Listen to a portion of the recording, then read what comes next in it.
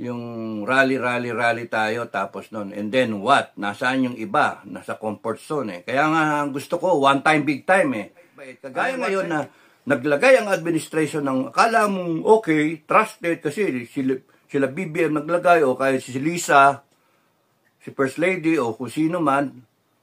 Pero boom! Palpak ang ginawa. Pakialam sa inyong lahat kayo, maggago kayo, magpatayan kayo, neutral ako. Punta kayo dito sa country ko, mag-awayan kayo, ikukulong ko kayong parehas. Ito nga mga kababayan, bago natin ituloy ang video na ito, kung bago ka lang sa aking YouTube channel baka pwede makahingi ng like at subscribe at click mo na rin ang notification bell para updated ka sa aking nilalabas na bagong video. Salamat po.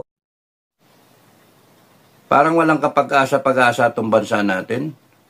Kung titignan mo, kung titignan ninyo, walang kapag-asa. Masyadong ano. Kaya tsaka naawa ako, pinapanood ko yung mga rally. Nagrarally mga tao. Wala naman dyan yung mga matataas yung antas sa buhay. Wala naman dyan yung mga supposed to be leader. Wala dyan. And then, ang main stage dyan yung mga tao.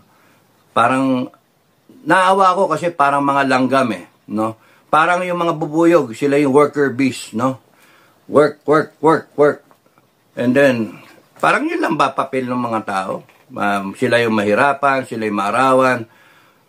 Sana meron din buti yung sila ka Eric, no? Tsaka si Doc Lorraine. I admire them kasi sila yung nandyan lagi. I admire them. So, na-feel nila yung, yung hirap ng tao. Kaya nga, mahirap yung rally tayo tapos nun. And then what? Nasaan yung iba? Nasa comfort zone eh. Kaya nga, gusto ko, one time, big time eh. One time, big time. Mag-educate na lang tayo. Panood kayo ng mga video, ng mga vlogger. Kung sinong piliin nyo. Kung doon kayo manonood doon sa pro-BBM, o doon kayo mag-rally, pro-BBM. Pagka doon kayo manood doon sa pro-Duterte, doon kayo mag-rally, pro-Duterte. Pagka napanood nyo yung mga nasa neutral na pro-Philippines, o sige, doon kayo mag-rally. Eventually, magkakakampi-kampihan yung pro-Philippines saka pro-Duterte. One time, big time. Parang it's a waste of time, effort, pagod, perspiration, and then what? Kasi yung tao, hindi rin nare-realize. Hindi nyo rin nare-realize yung yung problema eh. Problema is politiko at saka yung nakaugat na korupsyon. Mind you, matanggal lang natin yung political framework ng Pilipinas. Mabago lang natin yan. At saka yung korupsyon. We will improve 20 years para tayo Singapore na. We will improve. Pero yung sistema natin ng mga politika ngayon, wala eh. Kasi pagka nag-rally kayo, yay! Pagbabago! Yay! BBM resign! Tapos pagka nag-resign na, nagbago na. And then we all go back do sa ginagawa natin. Before you know it, yung puno na tinabas nyo, hindi na tanggal yung ugat, tinabas nyo lang yung puno, which is the administration and all the branches. Pak, putol-putol. Kahit yung trunk, tinanggal nyo. Yung main trunk, tinanggal nyo. Pero yung ugat, nandun pa rin. Sisibol pa rin ulit. Kahit ilagay mo yung matino, magkakaroon ng mga tinatawag na water sprout. No?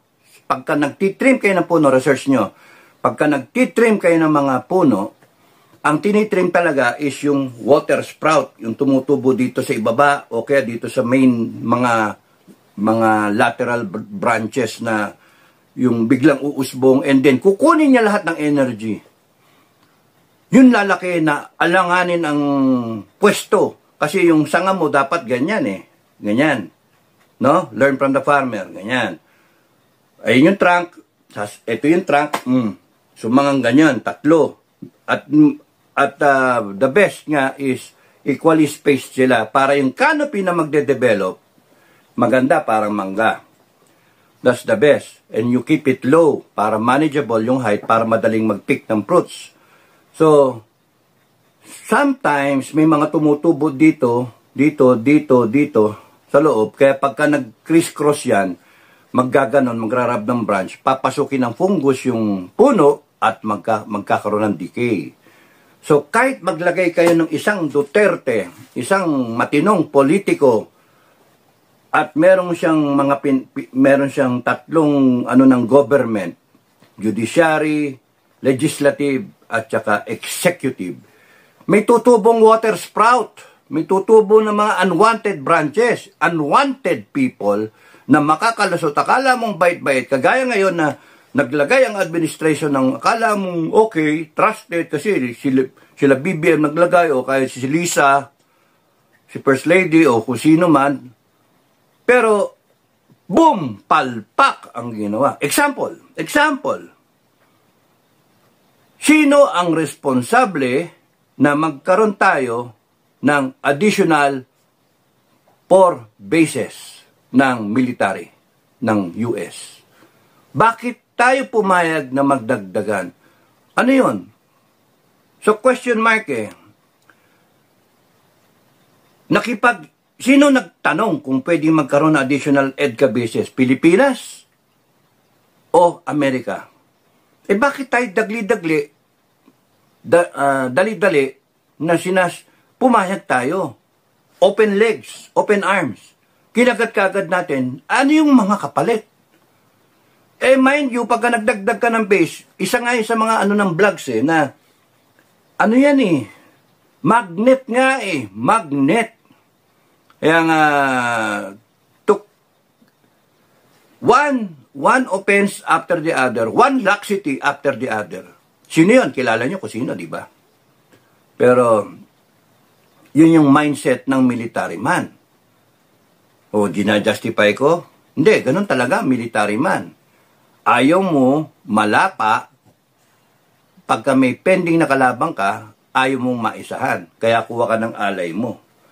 Ang tanong, bakit yung presidente na sinasabi, our foreign policy is friends to all and enemy to none? Siya mismo ang nag-violate nung policy na yon. Why? Kasi friends to all, enemy to none, ibig sabihin, kaibigan mo China, kaibigan mo US. Ngayon, nagiging bully ang China, ever since nung panahon pa ni Pinoy, bully na sila. Nagpatayo nga ng bases.